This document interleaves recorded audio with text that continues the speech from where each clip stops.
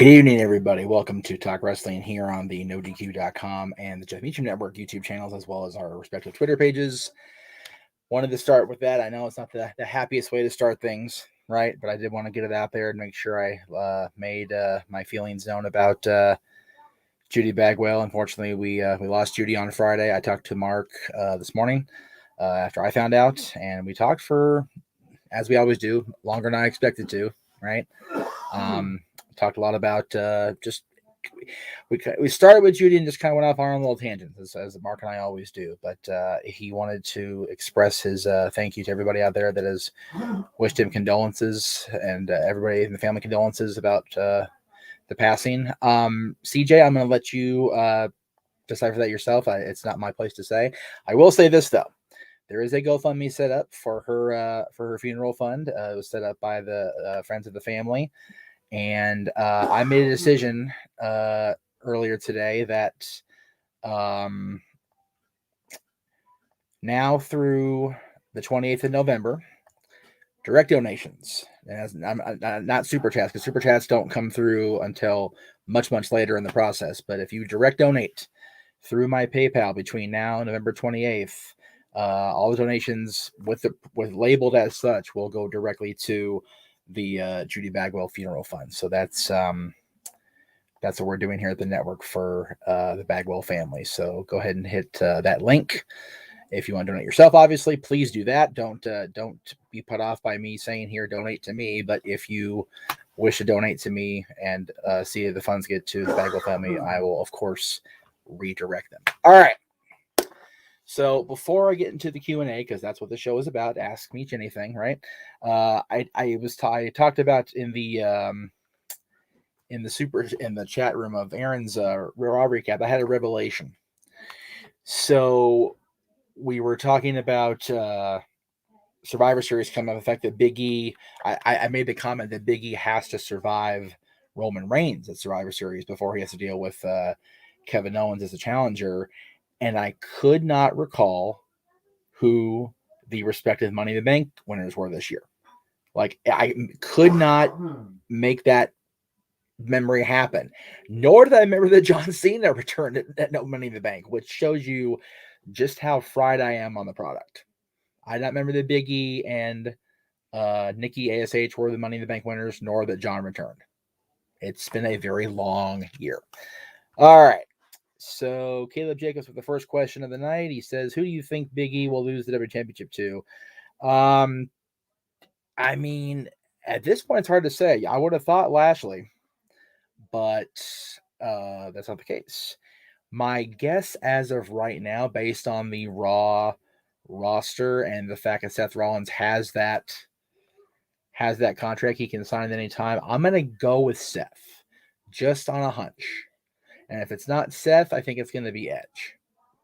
I think it's going to happen. It's going to be one of those two people. Let's see, a lot of RIP Judy's, and I like the comment here. She did what was asked for in WCW. We all wish we could have done anything on TV. Exactly. There was no bigger supporter of a son in wrestling than Judy Bagwell to Mark, right? I mean, and God bless him. And God bless her. Let's see here. I am still in the area. Yes, I am still in good old Santa Clarita, where I've been pretty much my entire life. I'm a homebody. I'll probably be here until I go, and I'm okay with it. Let's see. Bobby Dean says, "Great Keith Lee, great wrestler, but I feel he needed to lose weight. I just feel that nowadays big head wrestler 350, 400 and over should be done due to health issues." Okay, that guy can move like a cruiserweight. So can Samoa Joe. Dusty, it's a different era, and I get that, but Dusty drew, and Dusty was a great athlete despite his size. I think that's me. I'm no athlete. I'm a mess, right? And I look a mess. These big guys that are athletic, they're not in the same classification as big, ugly, slob, fat guys like me. Okay, so Keith Lee deserved way more than he got last week, and I talk about the releases on this channel, so I'm not going to go too ape shit here.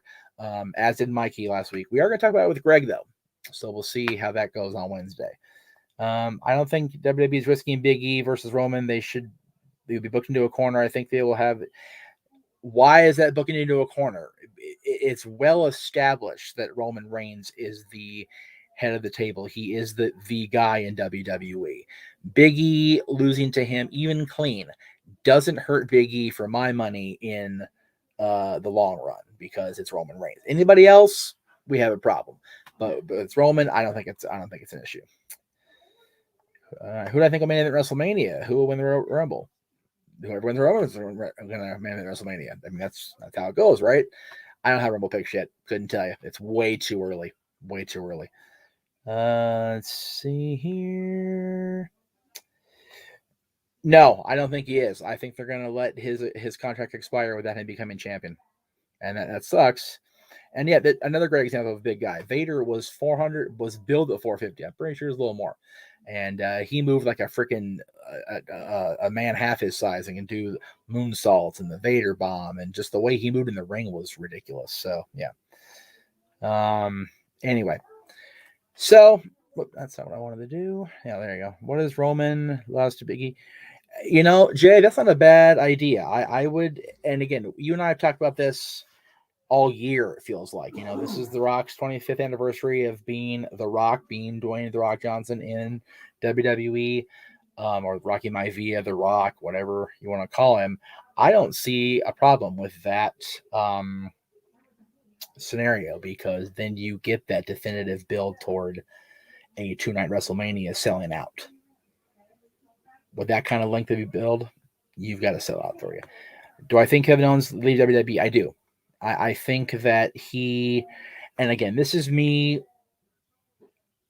Okay, I don't, like I said, Kevin and I didn't get along when he was in the Indies and PWG, but I do know that he is a father. I know his son Owen is getting older and at an age where it'd probably be cooler to have dad home more often. Yes, we were home during the pandemic. Let's not glaze over that. But now they're back on the road again. AEW guys seem to travel less because there's no house shows as of now that I'm aware of. So they do Dynamite, they do Rampage, they do pay-per-views. So that means you're home more often than you're not if you're in AEW or the NWA or Impact Wrestling. So there are options out there for KO or Kevin Steen, let me be clear there, that if he were to pick one of the other companies, then I would say it wouldn't be out of the realm of possibility, because again, you've got a lighter schedule, you got a kid that's older now, and it happens to everybody. I mean, Arn Anderson's kid, was, losing his mind about Arn being gone for as long as he was when he was with the WWF as part of the Brainbusters. So he left and re-signed with WCW for a lighter schedule. And he still got another 7 years out of that career in ring full time. So, or 6.5. So, JG will appreciate this because we are followers of the podcast. There is a major debate going on in the world of ad-free shows. Conrad Thompson, of course. Hey, it's Conrad. As to Jeff Jarrett's status as a horseman, I guess on my world, I think it was last week's episode. JJ, clarify if I'm wrong there. Conrad and Double J got quite in a row about Jarrett's horseman status, and and Jarrett argued vehemently for himself, and then they asked Arn Anderson on an Ask Arn podcast whether I'm gonna take that down. There we go. Whether Jarrett was a horseman, and no, Arn's like, no, you're not a horseman till I say you're a horseman. I know Flair, tried to bum rush that and put that thing past, but basically saying if I don't endorse it, then it's not the case. And man, Twitter went crazy this morning because there was a video clip of the Nitro after Jarrett had beaten both Benoit and Mongo to earn his spot. And Arn himself made Mongo and Jarrett shake hands and says, "You earned the right to be a horseman. Now show the world." And they all threw up the four fingers in the air with Arn's endorsement. So televised, kayfabe, whatever or not, Arn Anderson endorsed Jeff Jarrett as a horseman. So there you go. My counter to that was, okay, so From what Arn said, Flair tried to shoehorn Jarrett in pretty much, and he didn't endorse it, which he turned out that he did. The only other time I remember that happening is when Flair, in his infinite wisdom, written for him in storyline, of course, announced Paul Roma as the newest Horseman in 1993 at Slamboree on Flair for the Gold. Ole and Arn didn't say anything. They jumped in line. They fell in line with Nate, threw the four fingers up. And Ole was gone after that first show. Other than doing the Shockmaster voice. So, if Arn's endorsement constitutes a spot and Flair announcing it and saying it so doesn't 100% make it so, can we remove Paul Roma's status as a Horseman? That'd be swell. Because he's just the worst Horseman ever. He's so bad he makes Sid Vicious look like a good Horseman, and Sid Vicious legitimately tried to kill the Enforcer in real life. Just saying. Anyway, let's see what we got here. Way too early for Rumble picks, but would love to see Styles win a Rumble, be full circle for him, but highly unlikely in all likelihood to quote the boss. Yeah, pretty much. Don't count AJ out just yet. Yeah, he's been kind of tag teaming here during the lockdown, but don't be surprised if we see a phenomenal Rumble win. I'm not saying it's going to happen, but I wouldn't be surprised if it did. Keir says Kevin should stay in WWE and retire in WWE. He had great memories of WWE. It's hard with him seeing him in a different company. Man, go back and look at his career prior to 2014. Kevin Steen was awesome. And that's from a fan point of view. Personal stuff was what it was with he and I and my group and I. But Kevin Steen was a badass and a certifiable psychopath. Triple H versus Edge, WrestleMania or SummerSlam, seems like they never had a good one-on-one. Yeah, you would think, here's where my line of thinking goes when you say that. We had Rollins feud with Edge here for the better part of this year, right? The reason, the backstory to that was when Rollins, who was basically the front man for the Authority at the time, went to go stomp Edge's head through in order to get Cena to reinstate the Authority, which of course was Triple H and Stephanie. There's something there. It's small, and I don't know how you. I mean, JJ's a great story weaver on the podcast. He and I do together, but there's definitely something there where you can weave it where Edge wants a piece of Triple H, definitively one-on-one at a major one of the big four before it's all said and done. That because of what happened in 2015. Because Sting pretty much took up the defense for Edge, and Edge didn't really get a chance to defend himself because he was still on the no contact list. So, new comments. There we go.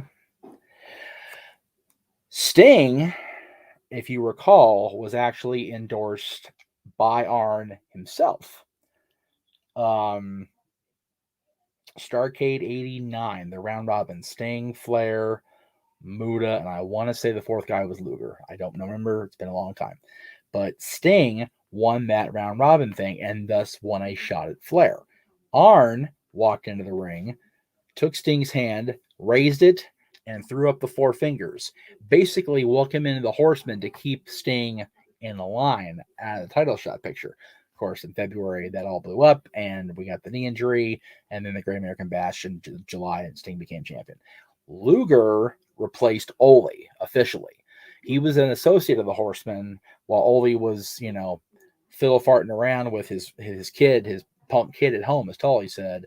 And when Ole was officially excommunicated, Lex was brought in with the endorsement of Arn and Rick and Tully. So everybody endorsed Lex there, and JJ's the one who brought him in the first place. So both those guys were endorsed by the group. The only person that was not universally endorsed, admitted, announced, whatever, is Paul Roma. Get him out of there. Let's see. Joey says, I watched Cultaholic video of Four Horsemen and hosts refused to say Paul Roma's name because exactly. I mean, there you go. How can I find Kevin Owens' older stuff? Do I have to buy it? A lot of it's on YouTube, Daily Motion. You just got to know how to look. not necessarily where to look, but how to look for it. You got to put in the right keywords, the right terminology in your search engine. So Triple H is a retirement match. I say put one over one of the NXT guys, if any are left, the way they're releasing. Like, yeah, right. It's terrible. We went over the releases last week on both channels ad nauseum. The NoDQ review went on for over an hour. I think. I know I went on for almost an hour myself with Mikey and JJ. It's just sucks. But there is light at the end of that tunnel as far as work. When I say that, well, you saw in the trailer.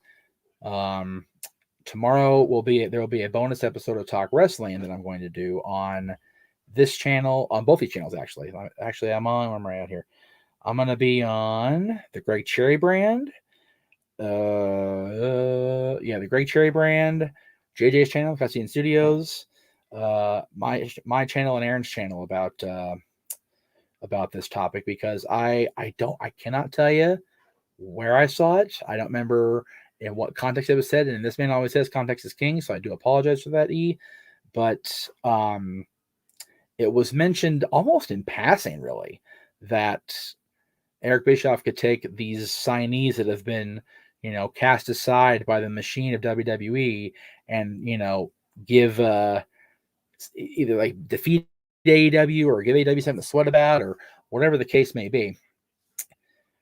So what I did, I took it a little step further, and what I decided to do is put together a show. It's going to be on tomorrow, immediately after NXT. And let me get rid of the banner. I know I'm doing the thing for Judy here. Bear with me here. Lots of banners, lots of graphics everywhere. Booking the territory. And you're going to hear a lot of names that you've heard in recent weeks, both released and exempt from current situations based on company status. So be on the lookout for it. It's going to be an interesting show. I'm gonna have myself a little bit of fun. Revealing what I put together. That'll be tomorrow, like I said, after NXT. Let's see. What era of WWE is the most underrated? Ruthless Aggression is CJ's opinion. People really, really crap on the post Ruthless Aggression WWE. So 2011 to now. There have been some really bright points in the last 10 years. Yes, it's been primarily crap. A lot of it post CM Punk era, a lot of it post Daniel Bryan era, first to run, that kind of thing. But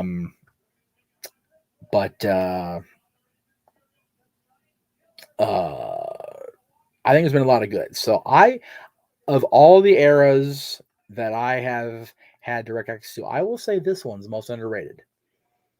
Good, bad, indifferent. How you feel about it? I'm just it doesn't get the credit that a lot of it deserves, for my money. Any chance on Big E turning on the New Day? Haven't been watching Raw or SmackDown, but could there be a possibility? Nope, not a chance. What do you think about WWE banning the word diva? If Paige does come back, it would be hard not calling her the anti-diva. I don't really have an opinion on it. I mean, the word diva has been pretty much demonized for well over 5 years now. So I mean, it's kind of par for the course, isn't it, right now? I mean, it's been it's been a dirty word, except for the word Total Divas, the show, which I think is now being canceled or whatever, restructured, however you want to say it. Don't know. Anyway, what we're going to do right now is take a brief little commercial here, and we'll give you guys a little look-see at what is happening right now and for the rest of the month on our sister station over the Cassian Studios. Stay tuned.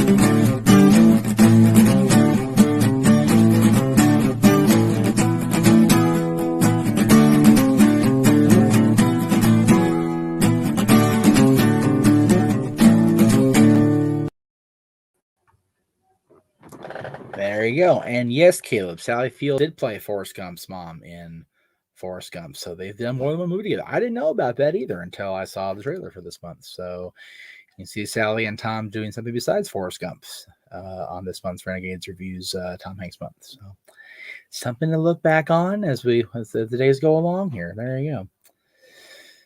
All right. Best promo in WWE history. Tough one, I know, but so many good ones. You got Macho Man's Cream of the Crop. You got Austin's King of the Ring promo. You got Punk's Pipe Bomb. I mean, geez, I can't even answer this one. God, there's been so many amazing promos / spots, mic spots over the years. Oh, goodness. I've been a part of a few of them as far as out in the crowd or whatever. It's very hard to argue against the 2011 CM Punk Pipe Bomb. I was in the Thomas and Mack Center as it was happening. I could feel the moment happening around me, if that makes any sense at all. And I knew we had something major because I've said it 100 million times in the last 10 years. Aaron called me, didn't text me or whatever. He called me. What is going on? I said, he said, the site just crashed. I said, what? Yeah, so that pipe bomb literally crashed NoDQ.com back in 2011. So I mean, as far as recent definitive impact, it's hard to argue with it. It really is. I'm always partial to Hulk's heel turn. I mean, I really am. I mean, part of the reason I bought that NWO gift set thing was because of the lithograph of the heel turn. I mean, this is awesome, so that's definitely my personal favorite without question. And I still maintain I was one of the very few people in my friend circle who were wrestling fans who were indeed Hulkamaniacs that stuck by him when he became Hollywood Hulk. So anyway, there you go. But yeah, coming up on the Renegades Reviews this month, we've got a lot of cool stuff from the filmography of Tom Hanks, who we say is the best actor of our generation, maybe of any generation. He is so good at so many different things. And I'm very privileged to, coming up in the next month, the rest of this month, a week from Friday, actually, myself along with Statboy Mike will be joining the Renegade for a review of Statboy of Saving Mr. Bank, excuse me, which of course is the story of Walt Disney's attempt to secure the rights to Mary Poppins, which is my favorite Disney,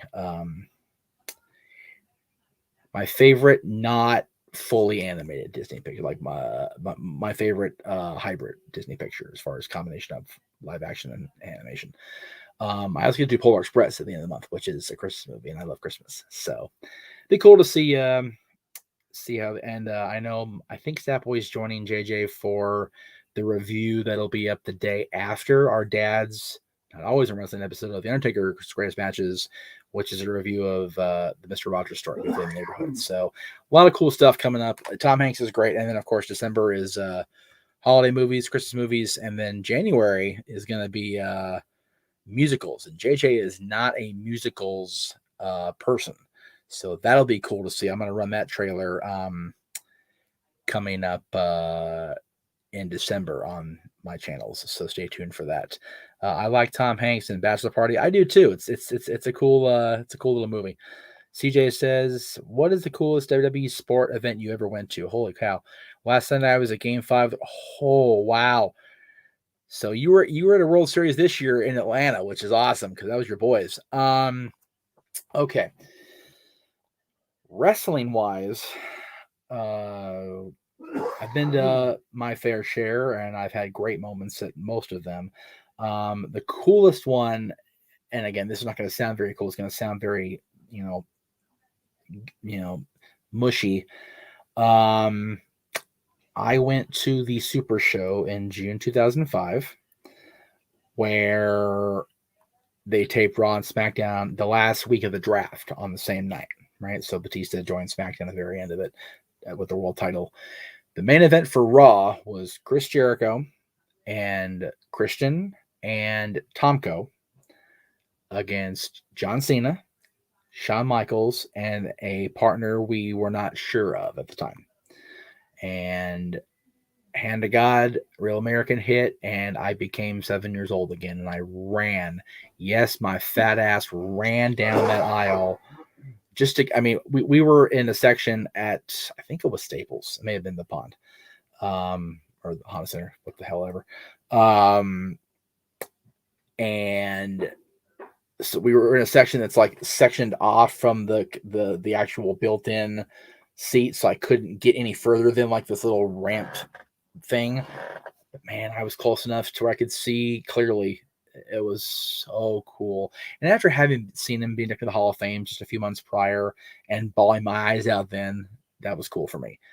Coolest sports moment. It's going to be very, and I mean like astronomically, like the world has to end type shit to change my answer here if I can find a prop, which of course it's not handy because that is my life.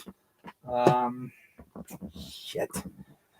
Okay, well, you guys know the answer. Game 6, 2012 Stanley Cup. Kings become the Stanley Cup champions for the first time. To this day, it's very, very rare my dad will openly cry over sports. You know, and we both, I gotta say, the 5-minute mark, maybe even earlier than that, are standing at the seats we had that Dad had picked out when Staples Center first opened, the same account we'd held with the Kings since 1977 at the Forum, and we wept. We wept like a wedding because it was finally going to happen after, Nick Nixon, God damn it. Nick Nixon said it best. After 45 years, the Kings can wear their crown. And when Bob Miller, our play-by-play guy on TV, and Nick Nixon both talked about the 45 years of suffering, 45 years of suffering is over. It's like, yeah, that's my family, man. Year one. My Kings were at, my dad was at a Kings game their very first season.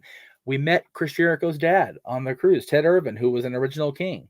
So we go back with this team. And the fact that I got to share that moment with my dad when the team that he had followed since he was 12 years old and had really, indoctrinated into my very soul was one of the greatest experiences of my life. And I'll never forget that as long as I live. It was definitely the coolest moment for me in sports, without question. Let's see. Let's see. Walter Cruz says Jake Roberts was an underrated talker. He was so quiet, had a cool factor, didn't have to get loud, yell. He almost whispered, but you listened. So, Jake Roberts is one of the greatest promo guys ever. There's no doubt about that. But a singular promo for me doesn't really stand out other than the one against DiBiase WrestleMania 6, wallowing in the muck of Everest. And then Gene with the Longfellow couldn't have said it better. That kind of thing. That was cool. Yep, I agree, Joey. I don't think any other seed 8 team will ever win the Stanley Cup again. That was the weirdest damn 2 months of our life, or 3 months of our lives. It really was. They placed 8th. They defeated the top 3 teams in the West and the Eastern Conference champions. They only played 20 games, man. They lost 4 times. Twice on the road. That was it. It's crazy. It was just one of those bonkers years that you only see once in a lifetime. And I'll tell you what, when we went back 2 years later and it took 26 games, 3 7-game series, and then the game 5 of the final to win it again, man, it was a completely different kind of exultation because it was gritty. We fought and we suffered through those 26 games as fans, and I know the boys did too. So it was crazy. You know what? You can cry all you want, man. The Braves haven't won the World Series since 1995 or whatever it was they said. Man, everybody in Atlanta should be swimming in their own tears of joy right now. Here's the one for the sorry, Aaron. That's fucking cool when your team wins the big one. I mean, really, you gotta react as a fan, especially a hometown fan like that. That's too cool. Gretzky's still the GOAT. You know, Dad and I get onto this all the time. Gretzky will always be the greatest scorer to ever play the game, and I don't think anybody can take that away from him. I know Ovechkin's creeping up on that list. I know he's going to get in the goal area, but Gretzky could have never scored a single goal in his entire career and still have the overall points record with assists only. That's how good he was. He was the greatest playmaker, the greatest overall scorer in the game, the greatest overall to ever play the game. You know, my dad will say Bobby Orr. It's hard to argue Bobby Orr is the greatest of all time because he was the greatest two-way player, I think, in history. And we are very lucky to have Anze Kopitar as our captain and as our centerman because he's very good at that as well. So it's Gretzky's the greatest scorer. Dylan's favorite sport, I believe, is hockey at this point. I know he wants to go back into skating and try to get his skating legs underneath him again. Hopefully that works out. We're actually going to go, I guess, Thursday to go skating after school. That'll be cool. And yeah, you know, it's funny. I was just in Atlanta over the summer. I saw you, CJ. I saw you and Shane when I was visiting, and we talked about the Braves and we talked about, the long standing trials and tribulations because of the drought that you guys have had since the heyday of Turner owning every damn thing. They own WCW and the Hawks and the Braves and CNN and everything else. So that whole little quarter I was staying in was all Turner. So it was. I'm glad you beat Houston. That's for damn sure. Cheating bastards. That's always good when the Houston Astros lose because I can't stand those guys. And once again, they couldn't get the job done when they weren't cheating. So screw you, Houston Astros. Yeah, the rest of the city, you guys are all right, but the Astros can kiss my butt. All right, I'm gonna run one more little trailer, or actually two more little trailers. Should I take that back? First one's for me because I'm happy it's happening. And I had the banner going. I just realized that the wrong banner going. We're live, pal. Anyway, so this first one is gonna be coming up in 10 days, right? 10 days. Yeah, Thursday. During the day, and then the other one's at the very end of the month. So stay tuned. We'll be right back in just a short, okay? Stand by.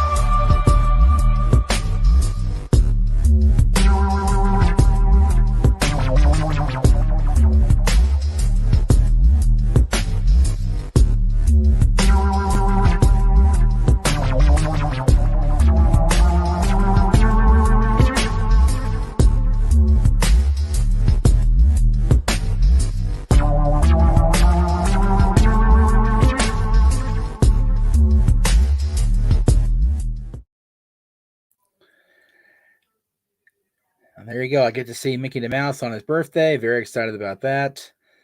And at the end of the month, we're going to be bringing Renegades Recap back on these two channels. I think, these two channels as well as the Casting Studios channel, obviously. Hold the drawing. Like I said in the trailer there, the winning entries. Depending on how many entries you can get 2 entries, or it could be 2 different people. They'll be winning bundles of DVD Blu-rays, courtesy of the Renegade himself and his shopping. So be on the lookout for that coming up. We're gonna be talking about it all month long, but definitely get your donations in while you can, because on that day we're gonna take donations during that show, as long as the show runs, right? And then after that, we'll apply the names to the wheel, if you will, the digital wheel, and then I'll spin it the next time on Talk Wrestling, the bonus episode here on NoDQ and the Jeff Meacham Network. So again, be looking for it. It's coming up last Monday of the month on November 29th. So there you go. What we got here? I got a message coming in.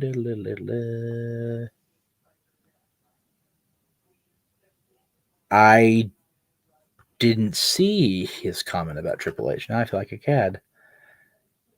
What did you say about Triple H? I didn't see it. I don't know what he said. Now I feel like a crack. Now I feel like an asshole. I'm getting called out in private chat now. Now it's disrupting my live stream here. Shows you how much of a, what do you call it? A reward I am. We're live, pal, like I said. JJ, don't see JJ's text about Triple H on my chat feed. I don't see it. Anyway, youtube.com/Jeff Meacham. You can also catch it at jeffmeachamnetwork.com. Jeff, JFFMEACHAM, network, NETWORK.com. I'll run that at the very end, like I said. Let's see.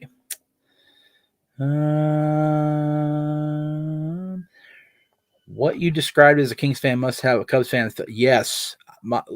If you guys remember the old days of XMV and our buddy Stagger Lee, he is a lifelong Chicago Cubs fan, former Chicago resident, grew up in Chicago, went to WrestleMania 2 at the Rosemont Horizon. Just amazing moment for the Cubbies. Very, very cool. My next team drought is the Rams. Winning Super Bowl last was 1999, but longest in LA. Yeah, they won the Super Bowl, but it was in St. Louis, which sucks. But yeah, LA is 51. They haven't won the Super Bowl here. They haven't won a championship here since 51, which is ridiculous. So we got to make that happen. Right. Yeah, I saw that as I was saying. That's why I stopped myself short there, Joey. Thank you. I mean, that's really it, you guys. I appreciate the questions. I appreciate everybody coming in. I know it's late. I know it's after midnight for you East Coast kids. I know it's early in the morning if you're across the pond. So thank you for that. Happy Tuesday, everybody. If you're watching after midnight or over in the UK or Europe or anywhere around the world past the East Coast, thank you for watching on this early Tuesday. Again, we'll be back tomorrow. A lot of shit going on tomorrow. So I've got Statboy Sports Bar at 5:30 Eastern, and then the AEW Full Gear predictions at 7 p.m. Eastern, and then I'm back here on these two channels and the Greg Cherry brand and the Cassian Studios at after NXT for, God help me, the Talk Wrestling Booking the Territory episodes. So again, that's what's coming up tomorrow. And then there's a whole bunch more coming up the rest of the week. I have not seen the documentary yet, TJ. I will check it out, though. Thank you for the heads up. All right, guys. That's it for me. I love you. I appreciate it. Have a great night. We'll see you tomorrow. And happy Tuesday, everybody.